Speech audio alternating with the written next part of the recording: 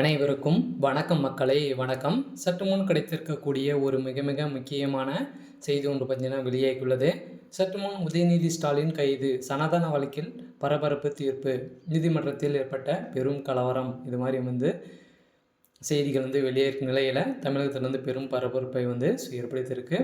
So இதை பற்றி தான் இந்த வீடியோவில் நம்ம முழுமையாக பார்க்க போகிறோம். ஸோ அதுக்கு முன்னாடி நம்ம சேனலுக்கு இப்போ தான் முதல் முறையாக வந்திருக்கீங்க அப்படின்னா மறக்காமல் நம்மளுடைய சேனலை சப்ஸ்கிரைப் பண்ணிக்கோங்க.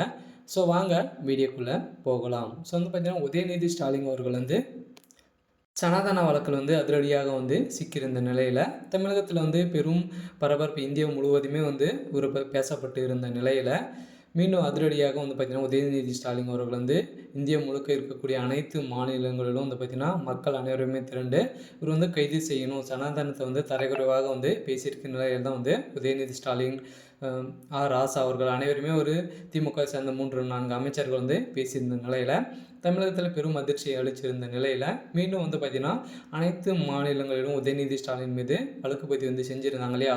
உதயநிதி ஸ்டாலின் அவர்கள் அங்கங்கே நீதிமன்றத்துக்கு போய் ஸோ எங்கே வழக்கு பதிவு செஞ்சுருந்தாங்களோ அங்கே அனைத்தையுமே இவர் ஆஜராகணும். இந்த நிலையில் தான் பார்த்திங்கன்னா உதயநிதி ஸ்டாலின் அவர்கள் இதுக்கு எதிர்ப்பு தெரிவித்து சனாதன வழக்குகளை வேறு மாநிலத்துக்கு மாற்றலாம் உச்சநீதிமன்றம் கருத்து தெரிவித்திருந்த நிலையில் சென்னை கடந்த ஆண்டு செப்டம்பர் 2ஆம் தேதி தமிழ்நாடு முற்போக்கு எழுத்தாளர் கலைஞர் சங்கம் சார்பில் நடைபெற்ற சனாதன ஒழிப்பு மாநாட்டில் பங்கேற்று பேசிய இளைஞர்கள் மற்றும் நலன் மற்றும் விளையாட்டுத்துறை அமைச்சராக இருக்கக்கூடியதான் அமைச்சர் உதயநிதி ஸ்டாலின். இப்போ பார்த்திங்கன்னா அமைச்சர் துணை முதல்வராக சிறந்து வரார் இல்லையா. ஸோ இந்த நிலையில் சனாதனத்தை தர்மத்தை பொறுத்ததாக டெங்கு மலேரியா போன்ற அனைத்தையுமே ஒழிக்க வேண்டும் அப்படின்ற பேசியிருந்த நிலையில் ஸோ அமைச்சர் உதயநிதி ஸ்டாலின் அவர்கள் மீது எதிர்ப்பு பார்த்திங்கன்னா இந்தியா முழுவதுமே எழுந்திருந்த நிலையில் ஒரு மீது வழக்கு பதிவு அங்கங்கே செஞ்சுருந்தாங்க இல்லையா. இந்த வழக்கை அனைத்தையுமே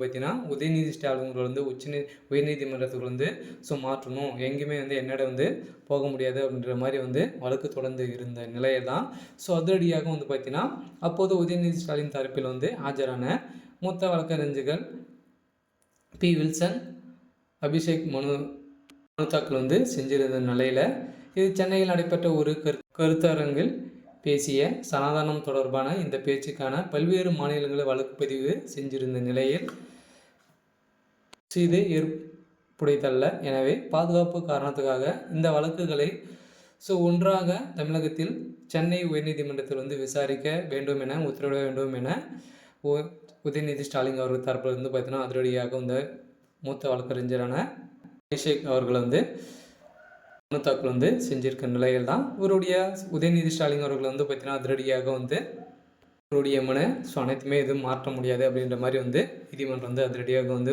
உத்தரவு போட்டிருக்காங்க. இந்த நிலையில் அதிரடியாக பெரும் கலவரங்கள் நீதிமன்றத்தில் ஏற்பட்டதாக ஒரு செய்திகள் வெளியாகிருக்கு. இருந்தாலும் இது மாதிரி அரசியல் சார்ந்த நிகழ்வுகளை தெரிஞ்சுக்கணும் அப்படின்னா மறக்காமல் நம்மளுடைய சேனலை சப்ஸ்கிரைப் பண்ணிக்கோங்க. தேங்க்யூ.